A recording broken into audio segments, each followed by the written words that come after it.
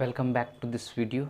Once again we are going to discuss the remain part of relative pronoun, and in this video we are going to discuss which and that. Both are relative pronoun, both belong to relative pronoun, and both have some different significance. As we can see that which, तो इस video में हम लोग बात करेंगे विच और that के बारे में।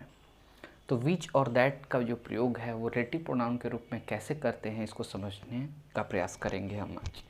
तो which is basically use to talk about animals and non living things. कि इसका भी प्रयोग हम लोग जानवर और नॉन लिविंग थिंग्स के लिए करते हैं, ध्यान रहे इस बात को। जैसे sentence the dog which is black is mine, कुत्ता जो काला है वो मेरा है।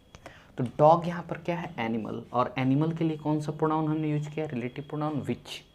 तो यहाँ पर आपको समझना है कि यहाँ पर डॉग्स के लिए या एनिमल्स के लिए हम लोग जो रिलेटिव प्रोनाउन का प्रयोग करेंगे वो होगा विच। जैसे this is the hotel in which my father was staying, करें ये वही होटल है जिसमें मेरे पिताजी ठहर रहे थे।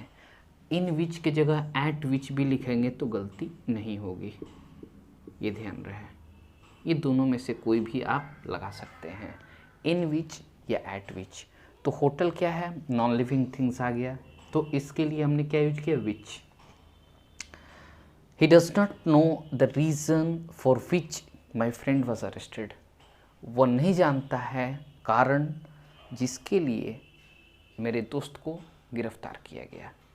तो यहाँ पर रीज़न्स के लिए, रीज़न के लिए क्या आया, विच आया। तो थिंग्स के लिए भी, थिंग्स का मतलब जैसे बात, कोई मैटर, उसके लिए विच का प्रयोग आप करेंगे। अगर दैट का भी प्रयोग कर देंगे तो यहाँ पर करेक्ट होगा। दैट का प्रयोग इंग्लिश ग्रामर में विच के जगह और हु के जगह भी लगाने पर कोई उसमें अंतर नहीं होता है, उसको इक्वल माना गया है। अब हम लोग बात करेंगे दैट के बारे में कि how to understand where we are going to, where to we use that like relative pronoun. तो दैट का प्रयोग जो होता है वो रिलेटिव प्रोनाउन के रूप में करते हैं दिखाने के लिए नॉमिनेटिव और ऑब्जेक्टिव केस के प्रोनाउन के रूप में।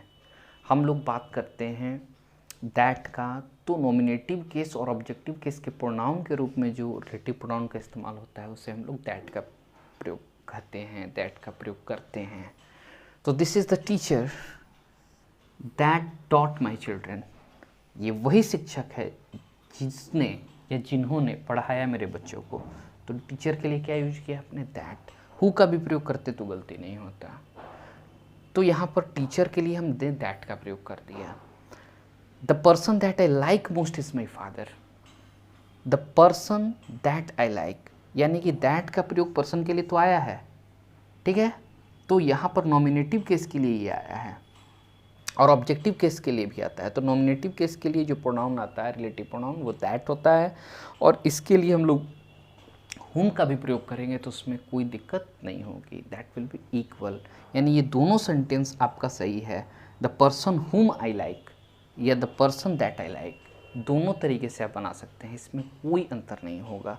ये छोटी सी चीज़ें थी जो कि बहुत ही माइन्यूटली समझना था, अगर नहीं समझेंगे तो यहाँ पर बहुत सारे एरर देखने को मिलते हैं।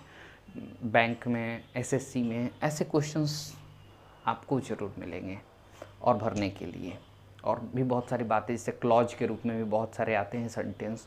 तो इस बारे में हम लोग बात करेंगे, क्लॉज को कैसे समझना है, क्लॉज में कैसे कैसे स्ट्रक्चर्स फॉलोड होते हैं, तो इसके बारे में हम बात करेंगे। लेकिन for that thing you have to wait for my videos, and slowly and gradually you will be able to learn English grammar, English literature in a good way, in a good manner. बहुत बार ऐसा होता है कि जैसे student सोचते हैं कि क्या नाउन में क्या पढ़ना है, प्रोनाउन क्या पढ़ना है। कभी भी ऐसी बातें सोचना नहीं चाहिए, क्योंकि नॉलेज छोटा ही होता है लेकिन उसका इम्पैक्ट बहुत बड़ा होता है। छोटी चीज़ें लाइफ में बड़ा इम्पैक्ट करती हैं, मेरा ये मानना है। बहुत सारे स्टूडेंट हैं जो कि ये सोचते हैं कि बस वही चीज़, जैसा मैं बात करता हूँ तो स्टूडेंट्स सर वही कंटेंट हम पढ़ें जो कि हम पास हो जाएं, हम एग्ज़ामिनेशन को क्रैक कर लें।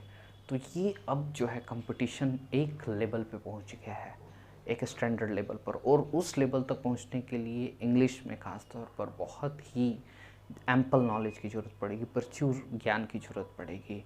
और ऐसा नहीं है नॉलेज की कोई भी यही कंटेंट पढ़ लिया तो समझ में आएगी, और बीच से पढ़ेंगे तो आपको बिल्कुल समझ में नहीं आएगा। इसलिए बिगिनिंग से शुरू करें, वहाँ से शुरू करेंगे तो आपको बहुत सारे इन्फॉर्मेशन, बहुत सारी चीज़ें जो है धीरे धीरे स्लोली ग्रेजुअली आप सीख लेंगे। तो इस वीडियो में मैंने आपको सिखा दिया कि दैट का प्रयोग रिलेटिव प्रोनाउन। हम लोग इंट्रोगेटिव प्रोनाउन के बारे में बात करेंगे, interrogative as relative pronoun. Interrogative pronoun नहीं, अब हम लोग इंट्रोगेटिव प्रोनाउन के बारे में बात करेंगे। रिलेटिव प्रोनाउन तो हो गया, अब हम लोग बात करें इंट्रोगेटिव प्रोनाउन के, कैसे समझेंगे नेक्स्ट वीडियो में। So wait and watch for that.